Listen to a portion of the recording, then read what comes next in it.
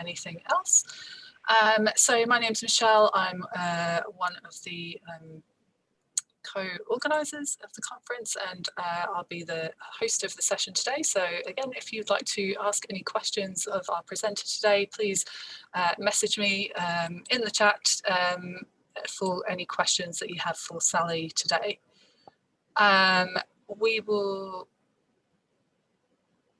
I would just do, sorry, my regular reminder of if you're joining and you're not the presenter, please make sure that you are muted to make sure that you keep the call. I'm really sorry, I've lost all of my words at this point in the day, but yeah, hopefully just make sure you're muted so that we can all hear Sally properly. And with that, I will just pass straight over to Sally because clearly I cannot speak anymore. Thanks so much, Michelle. Perfectly understandable. I think everyone's feeling it a little bit.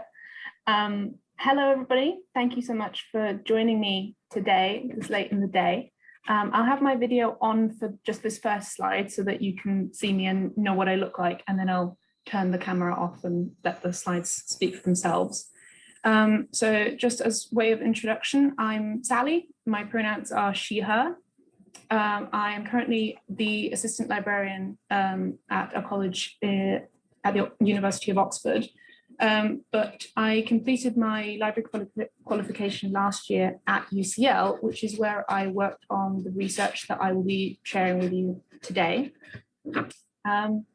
Since I will be talking about racial discrimination and racial bias, I'd like to acknowledge my privilege as a white person, being given the opportunity and the platform to speak here today on these issues. I'm very grateful, and I hope that my research can contribute in some way to the larger conversations that we're having here at KELP. So what I'm talking about today is a study that I conducted in 2020, where I looked at virtual reference services offered by 24 academic libraries in England. And specifically, I looked at the difference in how librarians responded to questions by users when the only difference between those users was their names and the implicit ethnicity of those names. So let me just pop my camera off and then switch over. So the goal of this study was to look at the impact that a person's name might have on how they were treated when they were asking for help from a librarian, and whether having a non-Western, non-Anglicized name or a name that implied that the user was a person of color, whether that would affect the treatment that they received from the libraries. Because this would potentially imply that this unconscious bias on the basis of race or ethnicity was leading to users of color receiving discriminatory treatment from academic institutions in England, which is of course unacceptable. So before we go any further, I do want to acknowledge that 24 libraries is of course quite a small sample size. So the results of this study can only be a snapshot of this issue rather than a comprehensive overview. And I will at the very end identify some research gaps where I think that some further research would really enrich literature on this topic. But even with such a small sample size, I was able to identify a couple of really interesting trends and conclusions that I hope will meaningfully add to our conversation today. Okay, so before we get into it, I will very briefly take you through what I will be touching on today. First of all, I'll begin by outlining what virtual reference services actually are, what makes them special, and why I chose them as a tool to look at equitable service provision in libraries. I'll also give some context into why I felt that this was an important issue to research and what other literature exists on this topic, and sort of why I felt that this study would contribute to that body of work. I will also very briefly outline how this study was conducted and go into the research methods a little, and then I will go into more depth into the results and a discussion of those results and their implications. And then finally, we will hopefully have some time for questions at the end. So let's begin by, first of all, looking at virtual reference services and what they are. virtual reference services are basically any service that lets a library user ask questions or receive any kind of reference support from librarians without actually seeing them or speaking to them in real life. So this can include live chat, instant messaging, calls, email, conference software, any kind of virtual medium you can think of. Of course, COVID has made these kinds of services the default now, because they've been the only way that users have been able to get in contact with librarians throughout the last year. But even before COVID, these services were incredibly popular because they're such an easy and convenient way of getting hold of a librarian without having to come to the library and speak to someone face to face. So you've got this instant round the clock support that's accessible to people who either can't come to the library, maybe because they live too far away or they have a disability or any other reason, but it's also a great resource for people who don't want to come to the library or speak to a librarian. Many people find libraries quite intimidating and don't feel comfortable approaching a librarian. Library anxiety is perhaps a term you've come across before, and this type of anxiety affects many people. For example, those who haven't particularly used libraries before to any great degree, or maybe people whose English skills aren't of a high level, or even just first-year students who are overwhelmed at coming to university. And these users might find the prospect of having to go up to and speak to a librarian completely impossible. So to have tools like live chat or email that you can use to ask a question from home without that kind of face-to-face contact, it's so valuable to people. So it's so important that those tools serve everyone equally and that they don't facilitate discrimination. In fact, when virtual reference services were first widely used around the early 2000s, it was thought that they might be a way of completely eliminating bias in the reference interview, because you're communicating virtually. You can't see the other person, and so you can't be influenced by any unconscious biases you may hold. I put that in air quotes, essentially. The idea was that since librarians then couldn't see things like skin color or accent or mannerism, the librarian would then treat everyone the same. And this theory was informed by multiple studies that showed that library services were affected by bias when interacting face-to-face with users. So virtual reference services were meant to be this great equalizer. So in 2005, Penina Shahaf and Sarah Horowitz conducted a study on this, where they tried to see whether these kinds of virtual reference services actually did ensure an unbiased service. So they looked at 23 academic libraries in the US, and they studied the email interactions between these libraries and 6 fictional users. And so these users were given names that implicitly tied them to distinct ethnic and racial backgrounds, who then sent queries to librarians under these names. And what Shahaf and Horowitz found was that even here, where the only thing that differentiated the users from one another was their name, there was still a noticeable difference in the quality of support that some of them received over others.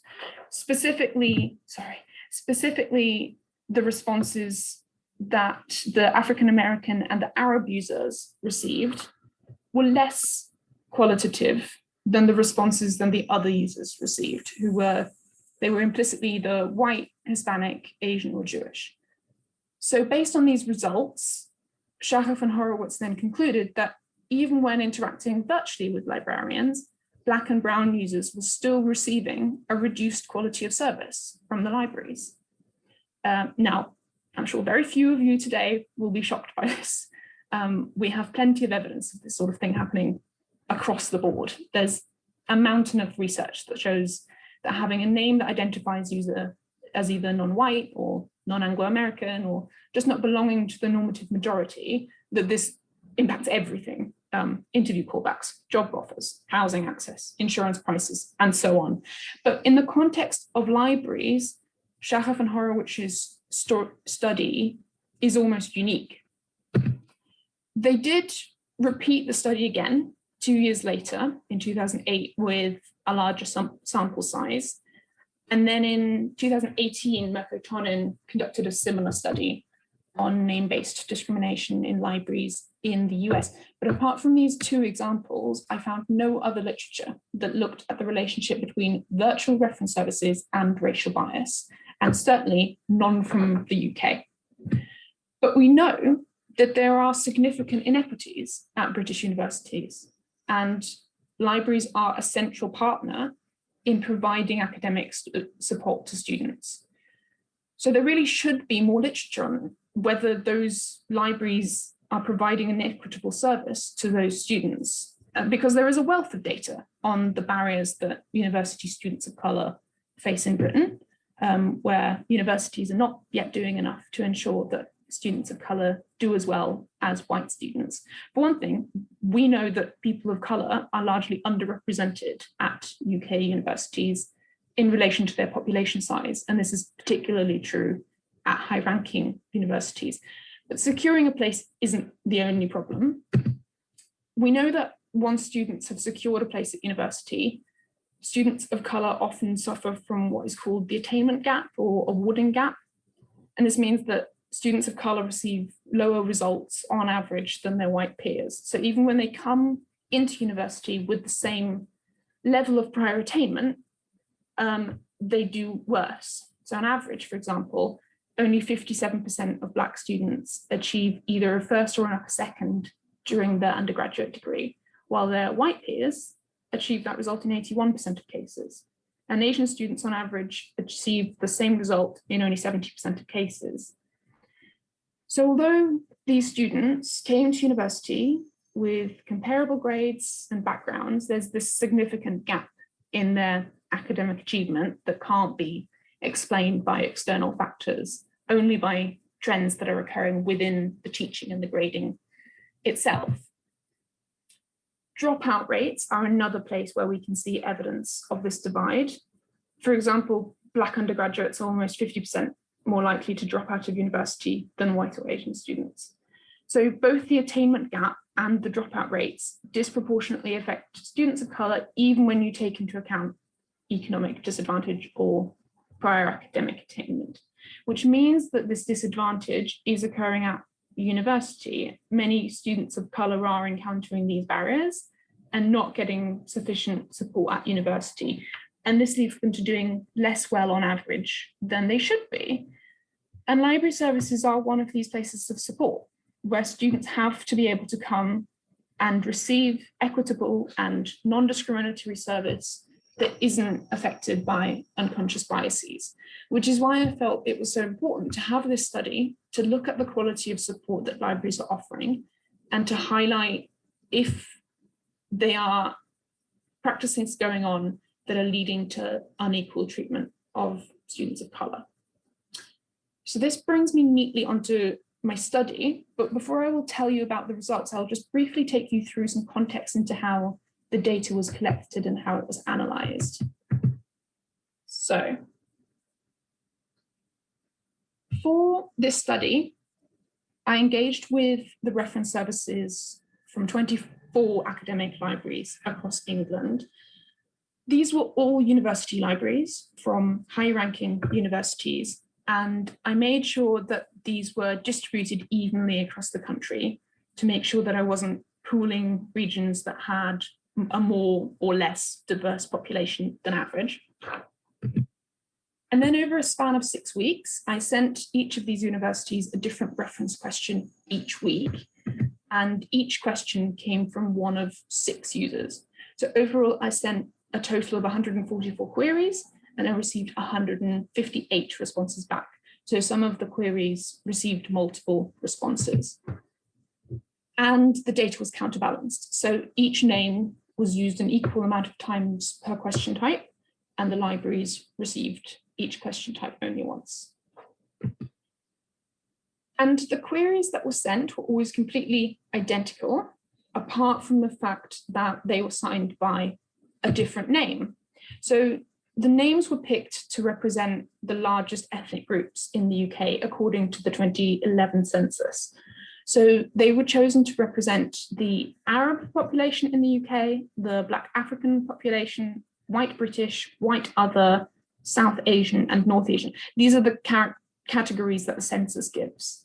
And the names that were chosen were then chosen according to these categories. So we have Aliyah Hajar, whose name is implied to be of Palestinian origin. We have Ibonoluwa Noeke, which is a Nigerian name, Hazel Oakland as the English name, Natasha Sakowitz as the Polish name, Priya Chakrabarti as the Indian name, and Zhao Junhua as the Chinese name. I chose these names after making sure that they weren't stereotypical, but that they still clearly implied an ethnic or racial identity. I also made sure that if a librarian was to take the time to Google any of these names, they would produce a fairly unambiguous result regarding where the name is from, but also that they're all feminine names, and which one is the given name and which one is the family name. So if a librarian was confused over an unfamiliar name and didn't instinctively know how to address a user, for example, they would then be able to look that up and find out. Incidentally, I chose to give all my users names that implied the same gender so that I could then ensure that any implicit gendered bias that would come up would affect all the users equally and wouldn't skew the study. So, having sent out these queries to the librarians and on receiving their responses, I then analyzed the responses I got according to set criteria. These criteria were based on the most well-known library guidelines on how to conduct a virtual reference interview. And these are the Digital Reference Guidelines from the International Federation of Library Associations and Institutions, or IFLA, and the Guidelines for Behavioral Performance of Reference and Information Service Providers from the Reference and User Services Association, or RUSA. These guidelines go into some detail into what makes a best practice virtual reference interaction. And based on the criteria they gave, I then created the codes according to which the data I gathered was then analyzed. And these codes fell into 5 broad categories. And those are service provision, clarity, courtesy, approachability, and information literacy. So for example, the quality of service provided by a response was dependent on whether the user received a response. And if they did receive a response, did the librarian answer their question? If they weren't able to answer the user's question, did they give a suggestion of where the user could turn to next? Maybe another person or authority, or a resource of some kind. So this would mean that the librarian didn't just say, no, I don't have an answer to that, goodbye. Instead, they engaged with the question, thought about what the user could do instead, and offered a solution. And that makes the user feel more engaged with and makes them more likely to come away from the interaction with a positive impression. Service provision also included how quickly a response came, how long it was. The shortest response I received was 13 words long, which, as you can imagine, wasn't the most engaging or warm response I received. I also looked at whether the librarians tried to include any elements of clarity into their responses. So did they repeat or rephrase the user's question back to them to make sure that they'd understood what the user was asking properly? Or did they ask clarifying questions to get to the heart of what the query was about? Did they perhaps explain policies to the users? So maybe explaining what kind of resources were available only to internal students, to give some context as to why they weren't able to answer a user's question. And then I looked at how courteous the response was. So how were the users addressed? Did the librarian address them by their first name or their full name or no name at all? Did they use an honorific like Miss or Mr.? I looked at whether they included a greeting phrase, for example, dear or hello, and a closing phrase like best wishes or regards. Did they include a concluding remark? This could be anything like, I hope that helps, something that makes the response warmer and more personal.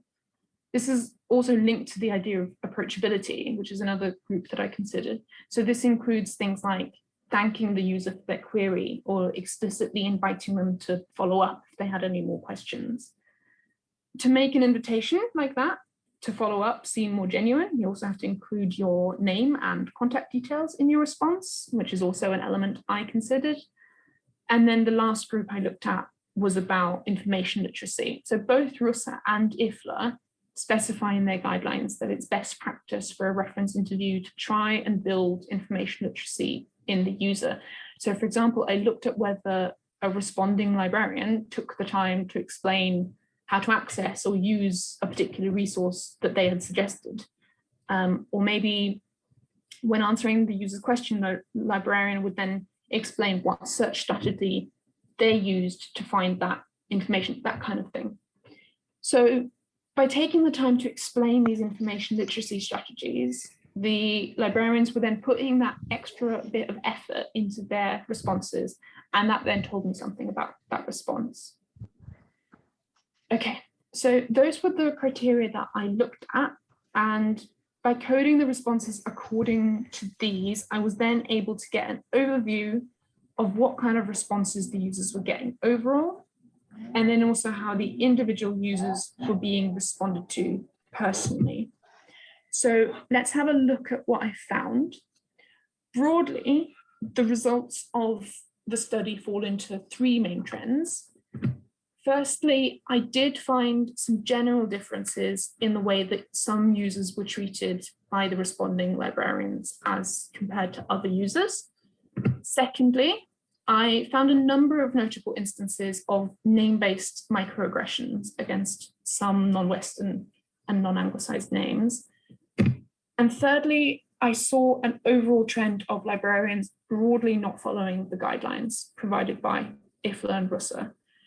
So let's get into these in slightly more detail now, starting with the unequal treatment that some users received.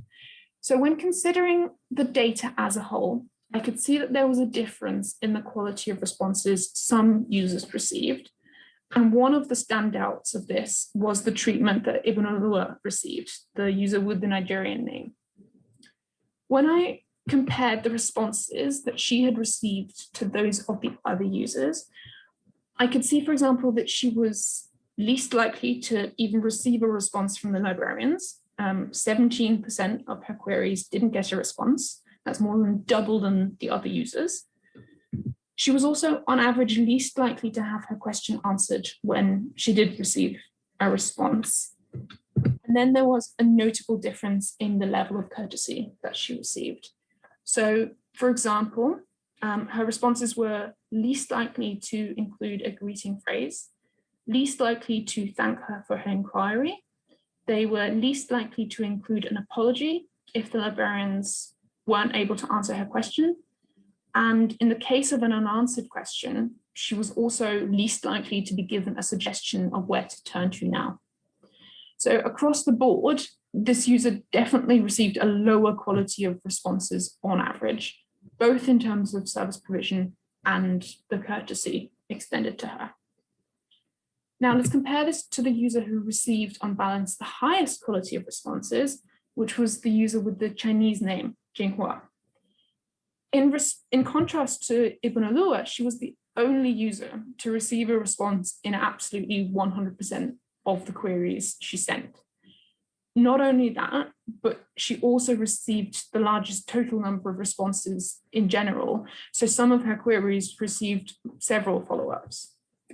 She was also most likely out of all of the users to actually have her question answered, almost twice as likely as Ibn Alua, even though they were sending the exact same questions. So she did really well in terms of receiving a really high quality in terms of service provision. And then the responses were also more courteous. So for example, when responding to Jinghua, the librarians included a greeting phrase in every single response. She was the only user to have this happen. She was also second most likely to get an apology if her question couldn't be answered. And she was also least likely to be referred to onto a different personal resource for answers, mainly because the librarians were just answering all of her questions themselves, so they didn't need to. So we have this difference between the two users who sent the exact same questions to higher ranking university libraries across England, one signed with a Nigerian name, one signed with a Chinese name, and they received noticeably different service from one another.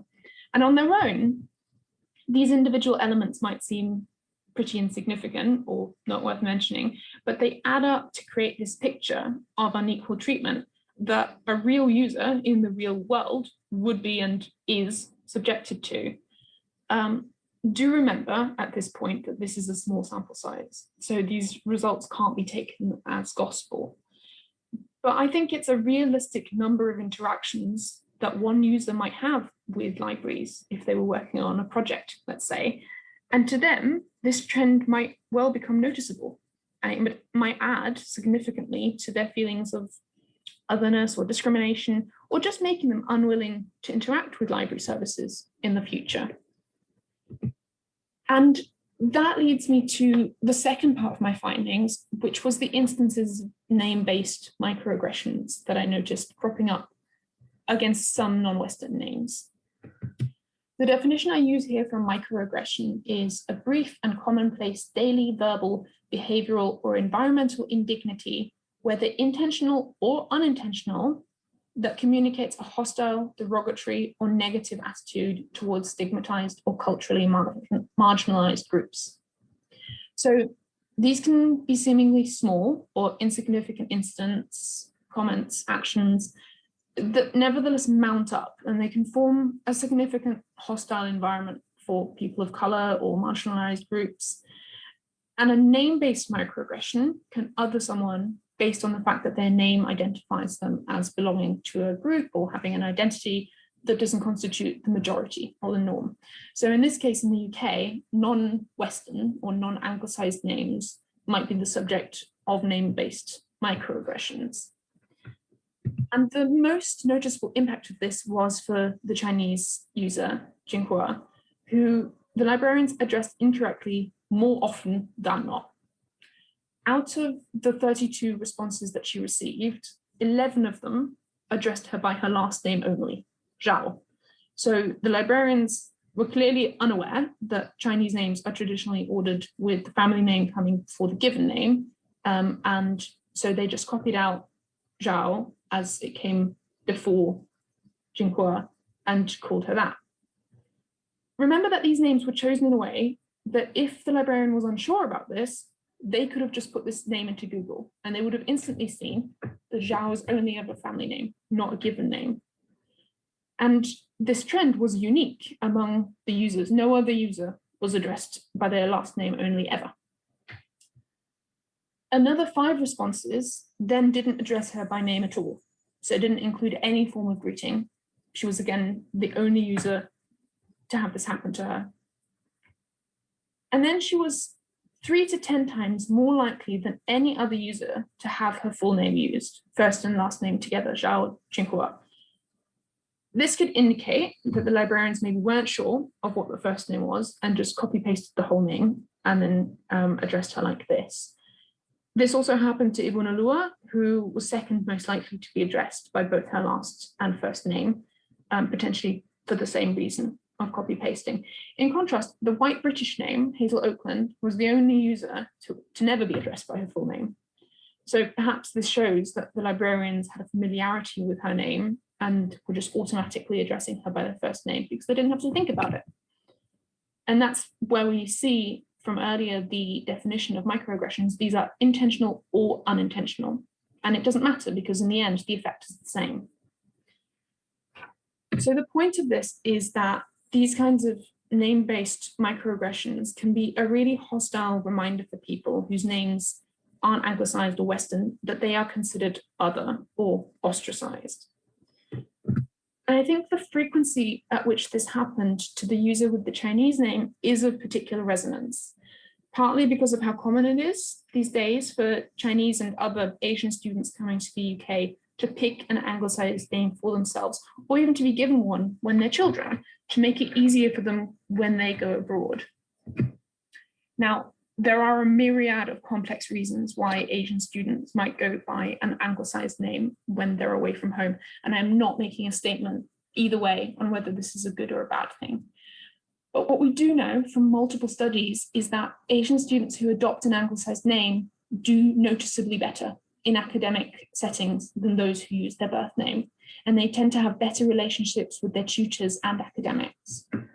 We also know that these kinds of microaggressions that make people of color feel consistently alienated or othered have shown to be linked to all sorts of mental and physical health problems, as well as trends of low self-esteem and internalized racism. So there are real world push factors that encourage these students to adopt an anglicized name in favor of using their birth name. And someone like Jinhua, who's using her Chinese name here, is encountering real life differences in the treatment that she's receiving when speaking to these librarians. And these encounters are contributing to this overall problem. So there is a real need for librarians to be conscious both of the cultural differences, as well as just like an importance of taking that extra effort to make sure that we're addressing our users correctly and courteously. Okay, and that brings me on to my third and final group of findings, which is the overall lack of adherence to best practice guidelines that I observed through this study. As I mentioned earlier, the study was heavily informed by the guidelines provided by BIFLA and Brusner, and both of these emphasize the importance of ensuring that each interaction with a user, even virtually, is courteous, respectful, informative, accessible, and that appropriate effort has been put into each query.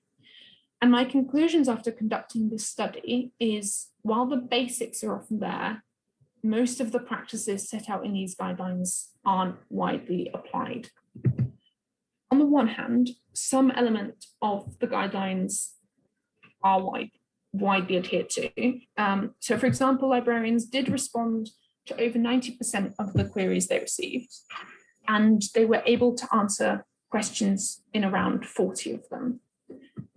They also mostly responded within an appropriate time frame.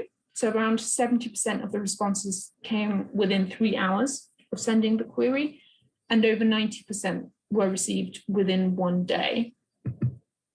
The responses also tended to include a greeting and a closing phrase in most cases, and the librarians almost always signed their responses with their name, although not always. These are fairly basic elements, but many of the elements that required a little more effort were often applied a little bit more patchily. That included elements relating to courtesy, for example, things like apologizing to the user if their question couldn't be answered, or inviting them to follow up with more questions. These were often not included. And these are courtesies that are so important because they make the user feel comfortable with using the service and asking questions. And they can also really help if a user is feeling intimidated about asking a librarian for help. It didn't help that over 10% of total responses didn't address the user by name at all. So those responses felt hasty and a little careless, honestly. In thinking about creating a welcoming service, it's also important that librarians show an interest in the user's research and want to make sure that they have understood what the question is about, which they can then show by asking some clarifying questions or explaining policies about information or collections. These can go a long way to make sure that a user doesn't feel shut down for asking a question. And these elements were included much more rarely. This trend of not really following the guidelines on these elements that I found in this study, it really fits in with what the larger and wider literature reports. Multiple studies have found that most virtual reference services have very low levels of compliance with these guidelines, most particularly in areas of courtesy and clarity. And the reason this is of significance is that guidelines like this are a real tool against the effects of unconscious bias. And this is because unconscious biases are, as the name suggests, unconscious, and you're not aware of them. When you become aware of your biases, you're in a much better position to address them and work on eliminating them by actively working on it. But everyone has unconscious biases. They're built, they're a very natural part of being human. And because it's not something that you're aware of, the reactions are automatic and subconscious. so they can't be eliminated by personal goodwill or thinking of yourself as a non-racist person. And there's very little evidence to suggest that unconscious bias trainings are doing anything to help with that. So having good best practice guidelines and following these and making sure that each and every interaction with a user follows the advice on how to ensure that it is a respectful and informative and accessible interaction, that's crucial to making sure that our services are equitable. Having said that, however, I do think it's important to mention at this point that neither RUSA nor IFLA in either of their guidelines explicitly address racial bias or discrimination in reference interviews. In fact, all of the literature that I looked at reviewed adherence to professional guidelines. None of them comment on the relationship between the guidelines and ethnic and racial bias. And I think this is a particular failure because in order for any policy to be truly anti-racist and to make an actual difference to the services provided to people of color, those policies and guidelines themselves have to explicitly deal with race and the importance of providing services that are actively anti-racist. Those ideas have to be made explicit and be actively included. Otherwise, those best practice guidelines are at best race neutral.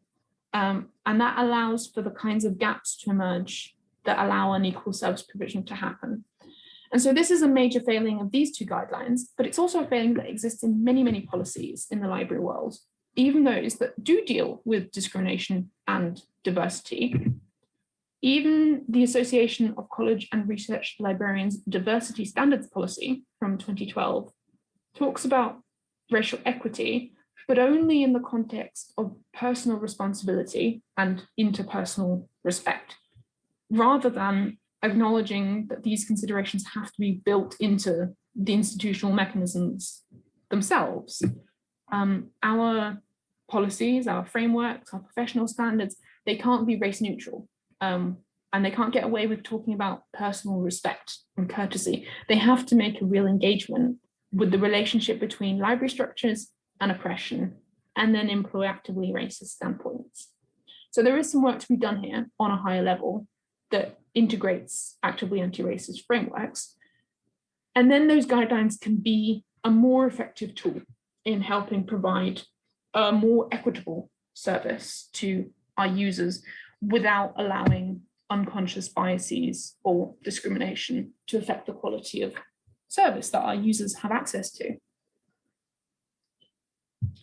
Right. That brings me to the close of the session, but just before I end, I would like to conclude with some thoughts on where I see some gaps in the literature, where some future research could really benefit our understanding of how to improve and to equalize our services.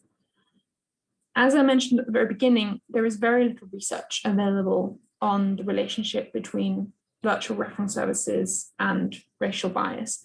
And this study is the first one that looked at these issues in the UK, but there is plenty more work to be done. And I would be particularly interested in seeing this study be replicated on a larger scale, for example. But the topic could also really benefit from a more in-depth approach of what identifies someone of their racial or ethnic identity, for example. So if the users were to ask questions relating to a research topic that specifically relates to race or ethnicity or cultural history, it would be interesting to see what effect that would have on the support they were given. There are other ways in which the questions that users ask might have an impact on the way that the librarian sees them and sees their identity and then interacts with that. Along those lines, it would also be really interesting to see the effect of different language skills that users demonstrate. So if a user had, for example, a non-native understanding of phrasing or grammar, or if they made spelling mistakes, would that affect the service? In this study, all of the emails were exactly the same to avoid any kind of a difference in treatment, but it would be really great to see what effect making mistakes or using non-traditional language would have on the kind of support that the users received. And then it would be amazing to see some research on this outside of the academic library context. So research into public libraries and libraries outside the higher education sector, for example. The relationship that those kinds of libraries might have with diverse users and providing virtual reference, that could also really enrich the literature, because academic libraries are such a specific type of interaction with the user that different types of interactions and different types of stakeholders and motivations might make a real difference in what we find. So that really does bring me to the end. Thank you so much for your attention, for joining me today. It's been a real pleasure. I raced through it. I thought it would take a little bit longer, but we do have some time for questions now. So if there are any, please feel free. If you don't feel quite comfortable asking your question now, do feel free to email me at the email on the slide. I'm very happy to field any questions there. Yeah, and otherwise, just thank you for your time today. That was brilliant. Thank you so much, Sally. You probably didn't get a chance to look at the chat, but there's lots of people in the chat really relating to your findings from both the perspective of the, I guess, the library member of staff responding to queries, but also from the library user perspective. We have a couple of questions for you. So Cumming would like to ask to know what the question was that was asked. So I guess the inquiry that you sent, what was that? Absolutely. So I asked 6 questions over a span of 6 weeks. Within that, there were 5 question types. So the first question from the first week was repeated in week 6 with different phrasing that acted as a sort of control question. And then the 5 question types that I chose were based on the work of Catherine Stacey Bates, who's done some work in 2003, I think, so quite a long time ago, but she did some work based on what kind of questions were more likely to be answered to unaffiliated users, external users, than others. And so what she figured out was that questions that were about the institution generally were more likely to be answered to people who don't necessarily have the right to have question answered. And then questions that were about the collections or the library specifically were then slightly less likely to be answered. So in terms of things that were just sort of more general, that were quite likely to be answered, I asked the librarian to help me with a population question, so to figure out how I could figure out the population number of the city that the institution was in at a particular year.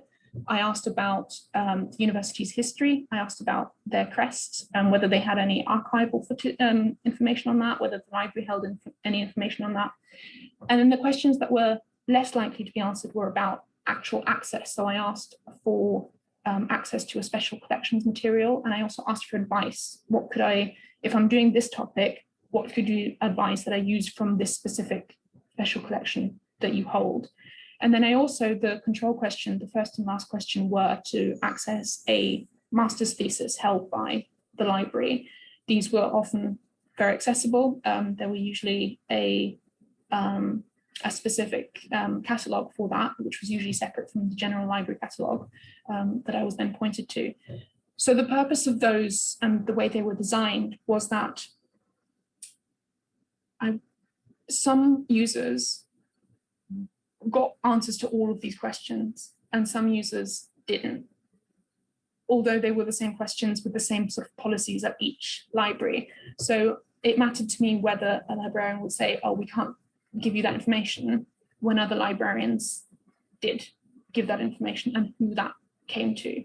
So as we saw, Tsinghua received answers to all of those, and the Nigerian user received very few. So that was interesting to see. And it did work because for the first 3 question types, there was like a 72% likelihood that you would receive an answer.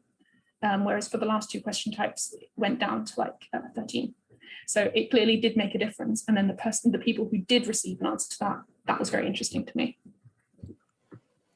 Great, thank you. We have someone asking, was there any attempt to categorise the staff member who answered the inquiry as to their own ethnicity? There was not. I completely anonymized the data before I started using it. That was very important from an ethical perspective, because I didn't ask the librarians for permission, because it would have skewed the data if they had known that they were being surveyed in this way. So I made it completely anonymous, and I took no notice of what their name implied. Obviously, I was mindful of the fact that that kind of implicitness isn't often, shouldn't be taken as fact. So I didn't want to be making any kind of assumptions like that. Sure, thank you. Were there any trends in which institutions performed badly? No, because of how they were anonymized. I haven't made any tracking of that. Because it was such a small sample size, each university only got 6 emails. It would have not been a valid data set, really, to determine whether that meant that that person or those people were acting in a certain way. And I wanted to have the data be completely anonymous on that side. So no. Sure. So people just wanted to clarify as well, the questions were clearly from people that were not students. Absolutely. So they came from private email addresses. The email address was very clearly their name, to sort of bang the drum. And yes, they came from completely personal email addresses, and they in no way in their emails stated that they were students from the institution. They didn't have an email signature, they just signed with their name. So yeah, very clearly a private correspondence. We have someone asking if you consider a referral an answer, and this is prompted as their chat is staffed by lots of different people with varying levels of knowledge. Do you mean librarians or library staff in the study? So to answer that second bit, I considered anyone who responded, I just called them librarian, but I was aware that it was an umbrella term to mean responding staff. So I wasn't making a judgment on whether they had the knowledge to answer. I did make a judgment on whether they attempted to provide a way of answering the question. So if the response was fielded on to someone else who then provided an answer, that constituted an answer. If the person or the authority or the database that I was referred to did not help in the pursuit of the question, then I didn't count it. I received a number of referrals to other people who then never responded. So that was a separate category that I also kept track of, who received a referral to someone else that then never was followed up on. And Jinhua was the only user to never have that happen to her, mainly because she just was referred much less, I think, and then because her questions were usually answered, but she was the only one who was never left in that sort of state of limbo where she was waiting for someone who had been told would help her and then never received anything back. Great, thank you. We have a question from a certain Alison Hicks asking, will you publish this fantastic work? Hint, hint. It's very sneaky, because Alison knows that I'm in the process of publishing this work. I have some minor revisions to do, which don't seem that minor, but yes, I'm working on it, and hopefully it will be published soon. Fantastic. You'll have to let us know so we can help promote that for you, because yeah, a really important piece of work, I think, and really, really interesting.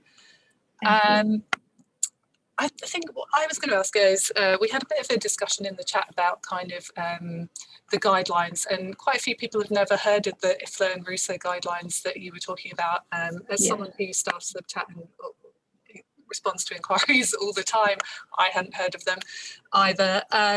And we were talking a little bit about kind of in-house guidelines. And I was just wondering if you'd seen or thought about asking about in-house guidelines around responding to inquiries, or if that's a potential kind of avenue of future research for you. I think it would be very interesting. So I knew that these were by no means the only sets of guidelines. They are the most well-known. They're both American, which might have something to do with why a lot of people won't know them. The IFLA ones are, I think the IFLA ones, one of them is a lot older. So one of them is a lot more like up to date and recently revamped. You know, the thing with guidelines like this is that if they are a little bit old-fashioned, they are very old-fashioned because things move on so quickly and because standards change so quickly. So I think it would be very interesting to have a look at more in-house guides that would rely on, you know, everyone having in-house guides, in-house rules that apply to their clientele. Not everyone does, and the ones that do exist are not necessarily all up to scratch. It would be a very interesting thing to look at. But yeah, in this case, I tried to, I think about if you were just on your own and you were just trying to figure it out and you were researching online, what would you find? And I think this is what you would find a lot of the time. So that's what I was basing myself on.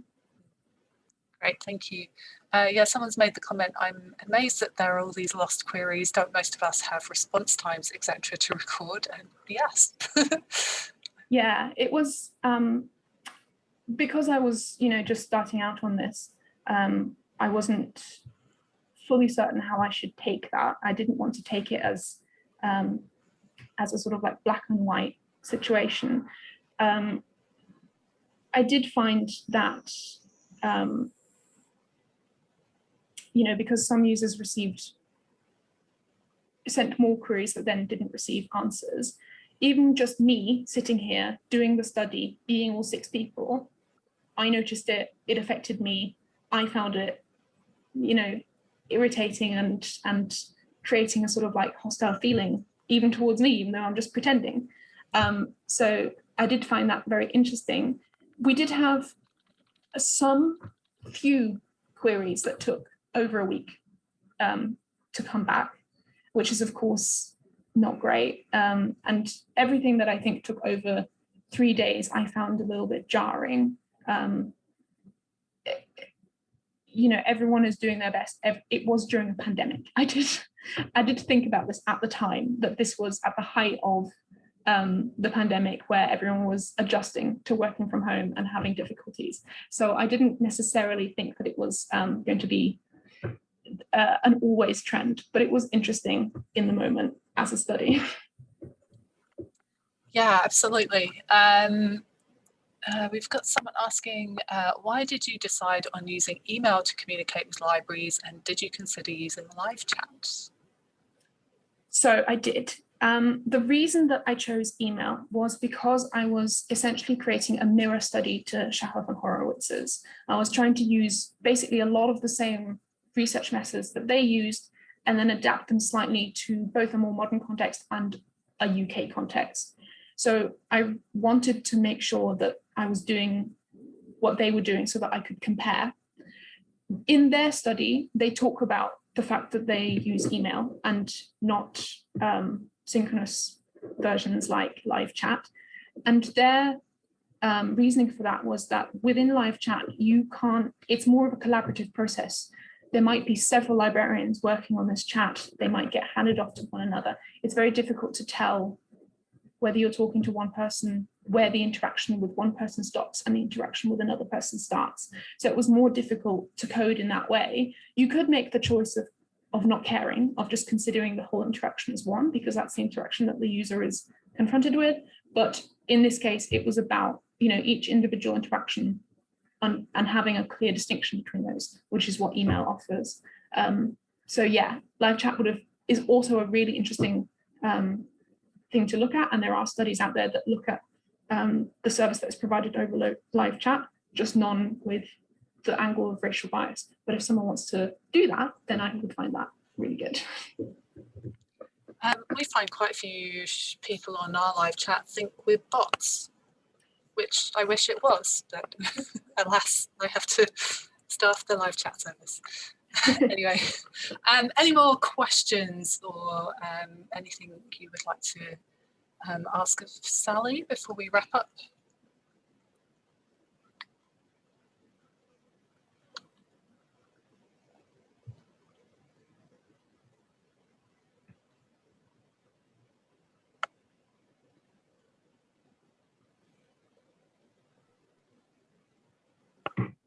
We'll edit the silence out later when we make these recordings available. I like to give it a long silence because what I've learned is that people need to take a little bit to think about any other questions, Darren. Doesn't look like there are any more questions coming through. Oh wait, did the universities that you picked have similar resources?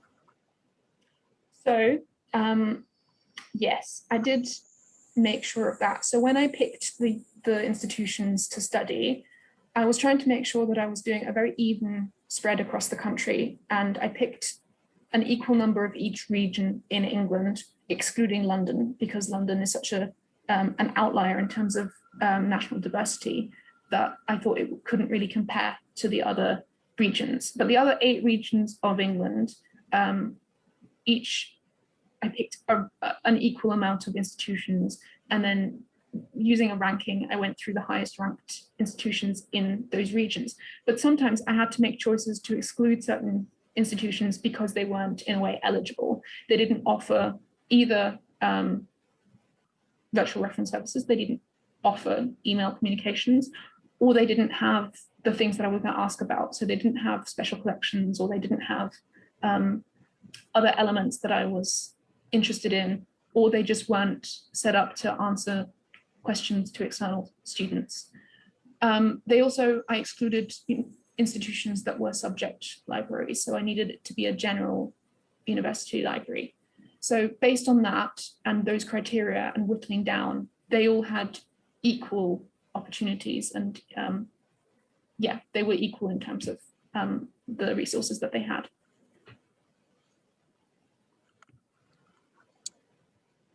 Great, thank you. We have Alison's just commented, hats off to Sally, who is a new professional in the field. Hard to believe this is your first academic presentation too. Yeah, I'd agree, that was really fantastic. And yeah, really very engaging and lots to think about for all of us, I think, who have attended this session. So if everybody could just join me in saying a big thank you to Sally. And yeah, if you have any questions, please do follow up with Sally. Her email is on the screen. But yeah, thank you so much, Sally. Thank you so much for having me. It's been really wonderful. I'm really grateful for the opportunity.